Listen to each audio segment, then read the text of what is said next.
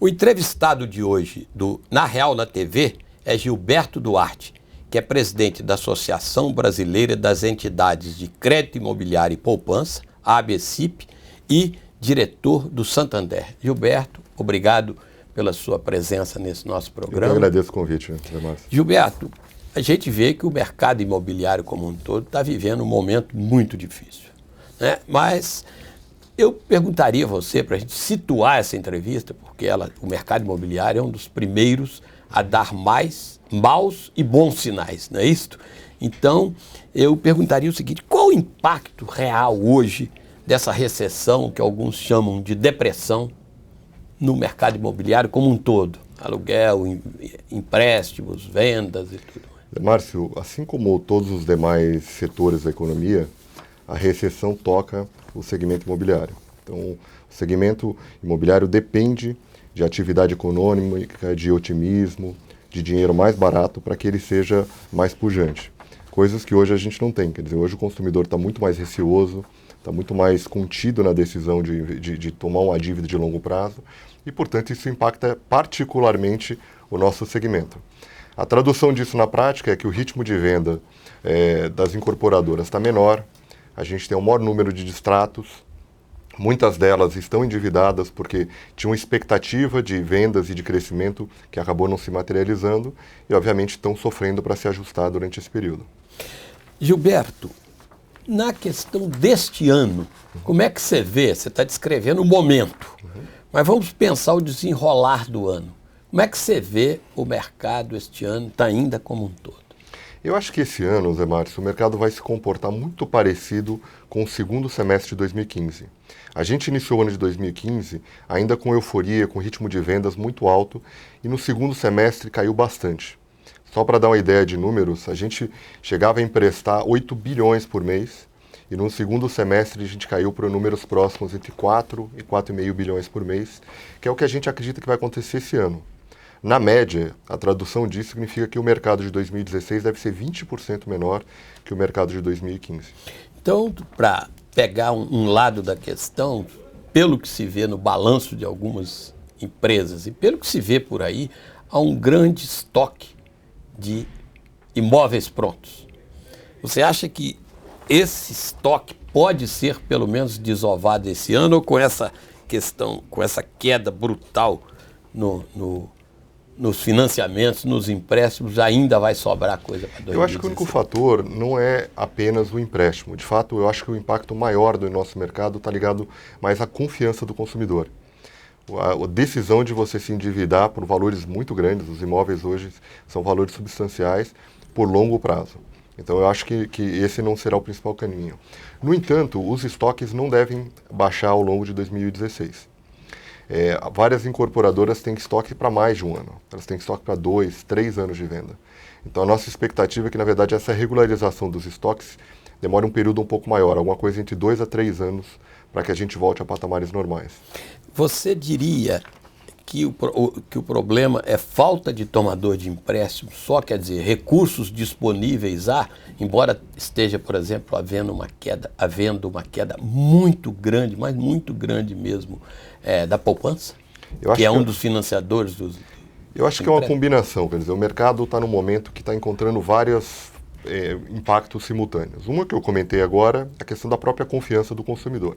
É a confiança do emprego, da renda, que é fundamental para você tomar uma dívida grande.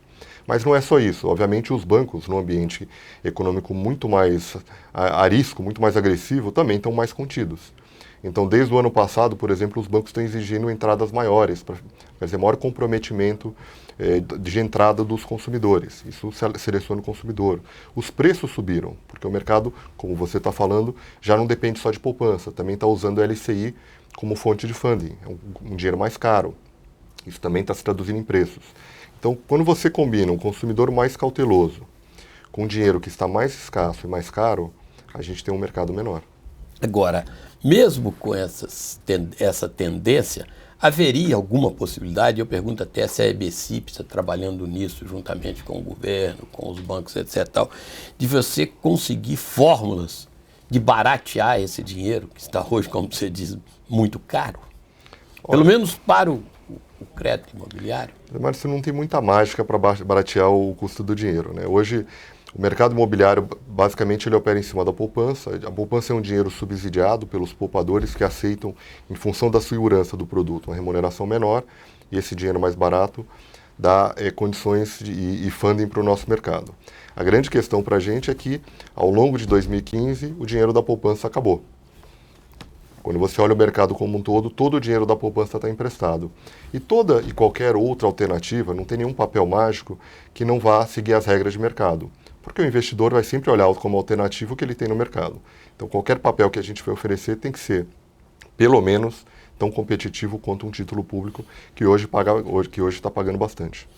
Então, eu vou seguir exatamente nessa linha. Há alguma ideia, algum estudo de lançar um outro papel, alguma coisa nova no mercado para tentar fazer algum estímulo? A BCIP tem isso na cabeça, está conversando, quer dizer, um novo papel, um novo tipo de aplicação que atraia o investidor e barateie o dinheiro? Sim, a gente tem desde do ano passado trabalhado junto ao governo para o lançamento da LIG, a Letra Imobiliária Garantida, que é basicamente um papel que a gente usou como inspiração, o que é usado como funding na Europa, principalmente, que é o Covered Bond, que é um papel que tem como colateral todos os imóveis que foram financiados. Então, ele, além de ser um papel garantido pelo banco, ele tem a própria garantia real do imóvel.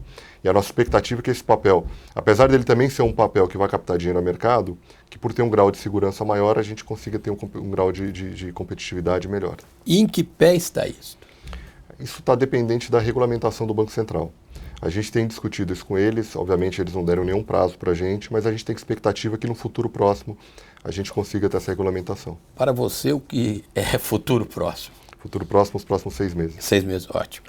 Agora, uma outra questão. Há um movimento grande que, digamos, tem uma questão de justiça social vista aí, que é mudar a remuneração da poupança. Isso é defendido principalmente pelos sindicatos e por muita gente. Aumentar, né, dessa baixa remuneração que realmente quem tem do fundo de garantia, desculpe, né, quem tem fundo de garantia acaba perdendo dinheiro, né, por outras coisas. Uma mudança dessa não criaria, neste momento, poderia gerar um fator positivo de um lado, mas não geraria mais problemas para o financiamento da casa própria. Eu acredito que, especialmente as casas populares, hoje no Brasil a gente tem 2 grandes mercados, né? O mercado que é financiado com recursos de poupança e o mercado que usa recursos de FGTS. No FGTS, basicamente, a gente está falando do Minha Casa Minha Vida. Então, todo aumento de remuneração e desse dinheiro usado por Minha Casa Minha Vida automaticamente se traduzirá num custo maior e, portanto, preços maiores no Minha Casa Minha Vida. Como esse é um programa social, e na nossa visão faz sentido que o governo promova a habitação popular, isso pode ter um impacto negativo não desejado. Obviamente, qualquer transição, e a gente também acredita que ela deveria ser feita, tem que levar em conta os 2 lados, tanto o lado do poupador como o lado do tomador, para que o sistema sempre se equilibre. Quer dizer, seria duas faces, né? Um lado Exatamente. positivo e um lado negativo para o poupador. Isso.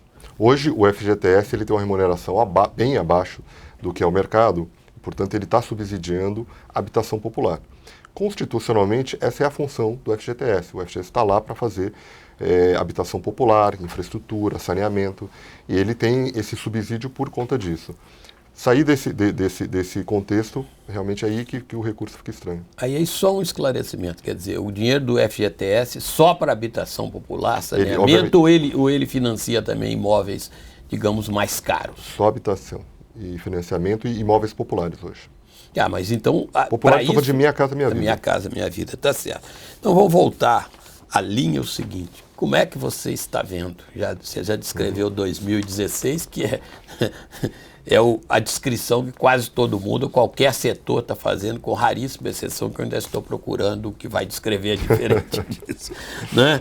Mas para quando você espera o início da recuperação do setor imobiliário?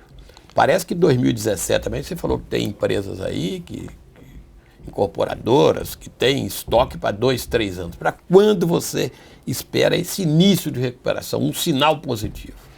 Márcio, casas não se constroem só com tijolos e cimento não. Elas precisam de confiança e juro baixo. É muito difícil ser preciso hoje, porque quando a gente acompanha a economia e a política, e elas estão andando muito juntas, a gente está com um grau de estabilidade muito grande. Posso ser afirmativo o seguinte: quando a gente voltar a ver a Selic em patamares de 11 ou abaixo, você vai ver o mercado imobiliário novamente pujante. Antes disso, o mercado vai continuar parado. Mas aí vamos então um pouco na economia. O Banco Central tem dado sinais de que não está com vontade mais de reduzir a taxa de juros, pelo menos este ano, né? Até deu uns sinais, né, quando segurou a taxa em 14,25 na reunião de janeiro, mas para essa próxima reunião, que é logo em abril, né, os últimos sinais, ditos claramente por vários diretores, é que ele não vai mexer nisso. Ou seja, então... Em 2016 a gente não deve ver a Selic chegar a esses patamares de 11. Tá, agora vamos falar então da ABCIP. Qual a agenda da ABCIP exatamente olhando esta situação de hoje? Ela que reúne, como o nome diz, associa todas as empresas, bancos e outras entidades que cuidam de financiamento imobiliário. Veja, o papel da ABCIP não é tentar corrigir a macroeconomia. A macroeconomia, obviamente, a gente é uma voz importante como associação, mas, obviamente, as políticas econômicas e tudo isso são de um contexto fora do nosso escopo. O que a gente tem como agenda para o ano de 2016? Dado que a gente não vai poder tratar, nesse curto prazo, essa infraestrutura de juros, de economia, a gente tem que aprender do nosso passado recente.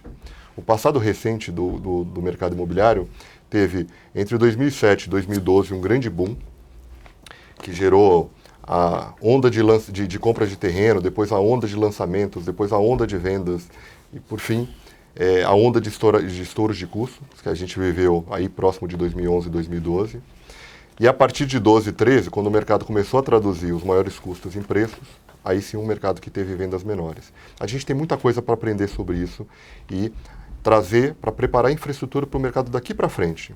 Então aqui que a gente está falando, por exemplo, toda a parte de informações necessárias para que a gente evite uma concentração demasiada de empreendimentos no mesmo local. A gente tem toda a parte operacional, melhoria de processos, registro eletrônico, todo o processo do que a gente chama na indústria de interveniente quitante, né, que é a transferência de dívidas entre bancos, que é extremamente manual e que a gente tem que automatizar.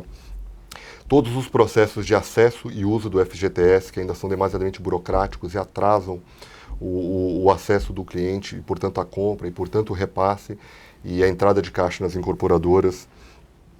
As regras de plano empresário que permitiram, durante muito tempo, a sobrealavancagem das incorporadoras, onde a incorporadora tomou dívida corporativa para injetar como equity no empreendimento, depois alavancar esse empreendimento e muitas vezes sobrealavancar com capital mezanino. Ou seja, toda essa infraestrutura do mercado, que é preparação, não para agora, mas para a próxima onda de crescimento, para que a gente, quando voltar a ter um cenário de juros mais baixos, volte a crescer forte, a gente precisa trabalhar nela agora. Tá certo. Então, já que você falou, né, em algumas pesquisas de números, o grau de inadimplência está alto? Ele subiu. Você tem algum dado comparativo? A gente tinha um patamar de inadimplência, principalmente no que a gente chama lá dos empréstimos com alienação fiduciária, estava por volta de 1,3, 1,4, subiu para 1,6. É uma subida modesta ainda, mas que indica que o mercado, obviamente, os clientes estão sofrendo mais para pagar suas parcelas. Um fenômeno que está acontecendo, você citou aí de passagem, eu gostaria que você explicasse e dissesse quais os problemas que isso causa, são os distratos. Ou seja, pessoas que já assinaram o contrato, depois sentem que não podem pagar e fazem esse distrato, desfazem o contrato. Como está o nível disso? Está crescendo e que tipo de problema isso traz? Primeiro, para o aplicador, para quem empresta, e depois para quem compra também e que é obrigado a desistir. Vamos lá. Esse eu acho que é um dos principais problemas que a gente tem que tratar na nossa indústria. Mais uma vez, um dos aprendizados desse ciclo, tanto de euforia quanto de sofrimento agora, é que a gente precisa estar preparado para a próxima onda. Hoje, qualquer cliente pode entrar num contrato de compra e venda de um imóvel e sair de maneira muito fácil. Você fala assim, bom, até certo ponto isso faz sentido, quer dizer, o consumidor poder mudar de ideia e sair. No entanto, a gente também tem que entender que o mercado não é feito só pelo consumidor que está comprando a sua casa. Tem muitos investidores que estão comprando opções livres. Ou seja, durante muitos anos ele comprava o imóvel com entrada pequena, pagava pouco de pré-chaves, e se o imóvel se valorizou, ele exercia a sua compra. Se o imóvel não valorizou, ele devolvia para o incorporador, ou seja, ele está sempre numa ponta muito confortável. Essa nossa onda de distratos agora tem muita concentração desse tipo de investidor. E o que a gente precisa pensar como indústria, isso vale tanto para bancos quanto para incorporadoras, é que a gente precisa mudar isso. A gente precisa fazer com que esse compromisso de compra e venda tenha um vínculo maior, para que realmente a gente selecione e tire esse investidor que está simplesmente querendo operar no mercado. Gilberto, então, diante desse tipo de problema que você está apontando, e alguns outros que devem ter aparecido, você acha que há necessidade de alguma mudança legal, alguma essa mudança é uma delas, por jurídica? exemplo. Essa questão dos distratos é algo que a gente precisa rediscutir para criar regras mais justas e mais equilibradas entre a relação de consumo, de quem realmente está comprando uma casa, do incorporador que realmente está construindo e tem interesse de entregar um empreendimento, e do que é simplesmente alguém que está arbitrando o mercado. A nossa preocupação é que esse mercado seja sólido e que o incorporador não se encontre na situação de, no momento que ele vai entregar o imóvel, ele tem um nível de distrato imenso, criando inclusive risco de instabilidade financeira da sua empresa. Tá certo. Agora, a ABCIP está preparando, não é isso? Um índice de preços do mercado. Eu gostaria de que você me explicasse o que será isso, se vai abranger apenas a área da ABCIP, ou se vai pegar o mercado como um todo, a questão do aluguel e etc, que está tudo envolvido, né? É um conjunto. E como será a estrutura desse índice? Márcio, esse foi uma das informações que a gente percebeu que a gente precisa evoluir muito no mercado. A principal variável, quando a gente faz um empréstimo de longo prazo, e a gente está falando de empréstimos que podem durar 30, 35 anos, é se a gente tem ou não tem uma garantia. E se essa garantia ela tem valor suficiente para servir como colateral para o valor que eu estou cedendo e emprestando para o consumidor. Essa necessidade é uma necessidade que todos os bancos sentiram, e a partir daí a gente teve que desenvolver esse novo indicador. Esse novo indicador tem várias vantagens sobre tudo que já existe no mercado hoje. A principal delas é que a gente leva em conta todos os fatores que determinam o preço de um imóvel. Então, dado que as bases de dados são fornecidas pelos bancos, a gente vai ter número de quartos, metragem, o bairro, todas as características físicas do imóvel, o lazer, tudo que compõe, de fato, o preço do imóvel. E a gente vai conseguir, nesse índice, depurar e segmentar o que é realmente variação de preço de imóvel, do que é variação do tipo de imóvel que foi comercializado, que é o principal calcanhar de Aquiles dos indicadores que existem no mercado hoje. Quando, mais ou menos, você vai ter esse índice aí para divulgação? A gente deve ter isso final de abril, começo de maio. Agora, a ABCIP, neste caso ou em outros, está trabalhando junto com outras entidades do setor, tipo Secov, coisa parecida, para montar aliás, até para trabalhar junto para reerguer o setor? Vocês têm tido alguma? A gente tem uma interação muito intensa com todos os demais órgãos de classe, seja o Secov, todos os demais, a Abrainc, todas as entidades, porque tem várias agendas que são compartilhadas. A gente está falando, por exemplo, de distratos, que é um elemento que cria um problema muito sério para as incorporadoras e, por conseguinte, para todos os financiadores dessas obras. Gilberto, vamos aqui, você fez a descrição do belíssimo desempenho do setor, que levou a euforia entre 2007 e 2012.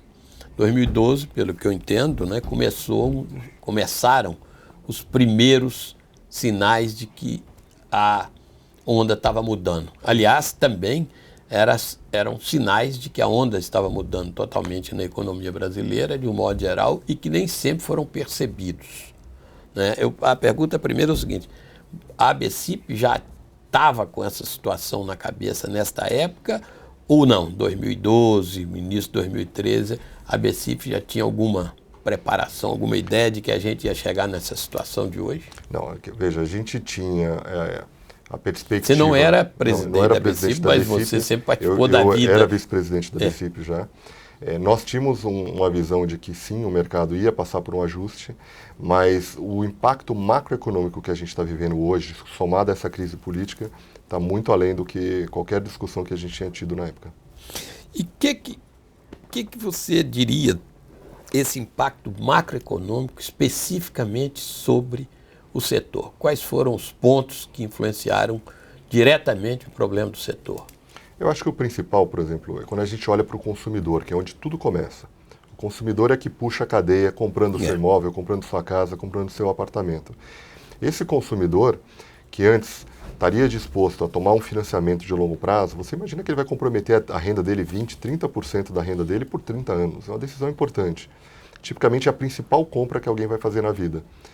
Naquele momento, quando ele tinha mais segurança, estou falando de 2, 3 anos atrás, mais segurança de que ele teria um emprego, de que ele teria uma renda, se ele fosse um microempresário, um prestador de serviço, de que ele teria os seus contratos valendo, não renegociados, ele tomava essa decisão. Hoje o consumidor está pensando duas vezes. E cada consumidor pensando duas vezes, no conjunto, gera um paradeiro no mercado. Ou seja, a soma perversa de desemprego, queda de renda e temor. É isso.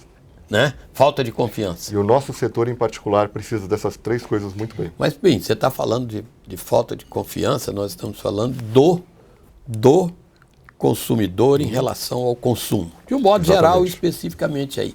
Agora, do outro lado, na ponta de vocês. A gente segue, na verdade, o mercado. Há uma questão de falta de confiança ou só observação do mercado? Não tem gente se investindo para o momento da retomada? A gente vê de tudo. Quer dizer, as empresas que estão mais estocadas, elas estão com a agenda, obviamente, de baixar seus estoques. As empresas que, por acaso, tenham agora um momento de estar com bons terrenos e menos estocadas, elas continuam lançando seus produtos de uma maneira muito mais cuidadosa, porque, obviamente, elas sabem que as vendas estarão mais lentas, mas continuam lançando negócio. Quer dizer, o mercado continua ativo, apesar de ter caído bastante. Agora, uma outra questão interessante. Você mesmo falou do boom, inclusive boom de preços. Boom de preços. Hoje, as empresas estão precisando desovar estoque. Você disse que elas estão queimando o estoque ou ainda a maioria ainda tem gordura nos preços para baixar o preço médio do imóvel por algum tempo? Ou está havendo uma queima assim, de imóveis, quer dizer, imóveis que estão sendo vendidos no limite do custo? Veja, a inflação de custos, eu acho que não permite que as incorporadoras tenham grandes margens. Quando a gente olha os balanços das empresas, sejam elas de capital aberto ou de capital fechado, a gente vê que as margens líquidas de todos os custos, na verdade, são bastante justas. O que a gente está vendo do ponto de vista de preço? Regionalmente, ou de acordo com o produto, por exemplo, se a empresa está num mercado super ofertado, ou tem um produto de pior qualidade, por exemplo, um prédio não tão bom na região periférica, não tão bem desenvolvida, esse tipo de produto está sendo vendido com descontos reais. Reais mesmo. Reais. Por outro lado, estoques em bairros mais nobres, de produtos de melhor qualidade, por mais que eles estejam vendendo com ritmo de vendas menor, continuam bastante ativos. No segmento de baixa renda, eu estou falando aí não só do Minha Casa Minha Vida, mas o andar de cima, imóveis que nas grandes capitais ou em cidades maiores de interior poderiam custar 300 a 500 mil reais, também continuam como mercado ativo. Porque esse é tipicamente o imóvel da primeira moradia. Compra, né? Que ele precisa, eu até brinco, eu falo assim, o sujeito que não quer morar com a sogra. Ele vai casar, ele vai comprar o imóvel. A gente tem 1.100.000 casamentos por ano no Brasil. Tem quase 400 mil divórcios. Todo esse povo precisa de casas, precisa de apartamentos. E esse mercado, obviamente, acaba oxigenando, por mais que a gente esteja no meio de uma crise. Gilberto, você descreveu a situação de 2007 a 2012. Né? Muito bem, cresce tudo, euforia geral. Né? Alguns analistas, desde essa época, diziam que nós estávamos vivendo, e ficaram assustados, uma bolha imobiliária. Eu pergunto, você acha que vivemos uma bolha imobiliária? Você acha que ela já terminou? Você acha que ela está se esvaziando de uma forma menos traumática? Ou há risco de uma explosão dessa bolha, de um estouro desta bolha? Zé Márcio, eu nunca achei que a gente viveu uma bolha. Todas as bolhas econômicas, a definição clássica de economia, partem da premissa de um momento de euforia econômica, juros baixíssimos e um sentimento de que a economia nunca vai parar. Eu acho que em alguns momentos a gente pode ter tido isso, mas na verdade, desde 2010, ninguém fala mais de juros baixos. A gente nunca praticou taxas de juros como a gente vê nos mercados internacionais, de um dígito. A gente sempre esteve falando de taxas de 2 dígitos. Não, então, assim, a gente seria o primeiro mercado do mundo que criou uma bolha com 2 dígitos de taxa de juros. Agora, sim, o que a gente viveu de 2007 a 2012 foi um desbalanceamento de oferta e procura. Quer dizer, o ritmo da demanda com queda de juros apareceu de uma maneira muito rápida e a resposta da produção, que também foi impressionante, demorou um pouco mais. E, obviamente, isso pressionou preços. Os preços tinham passado também 10 anos sem crescer. Então, naquele momento, se você pegar uma série histórica, os preços decolaram. Numa série mais longa, basicamente se ajustaram. Eu acho que os preços que a gente alcançou em alguns momentos, eu acho que perto lá de 2012, 2013, começaram realmente a descolar. Mas o mercado se equilibra. Esses produtos não foram vendidos e hoje estão sendo vendidos a preços de mercado. Tá certo. Olha, Gilberto Duarte, presidente da ABCIP e diretor do Santander, muito obrigado pela entrevista. Espero contar com informações de vocês outras vezes. Conte com a gente. Obrigado. O Na Real chega ao fim. Voltamos com uma outra entrevista na próxima semana.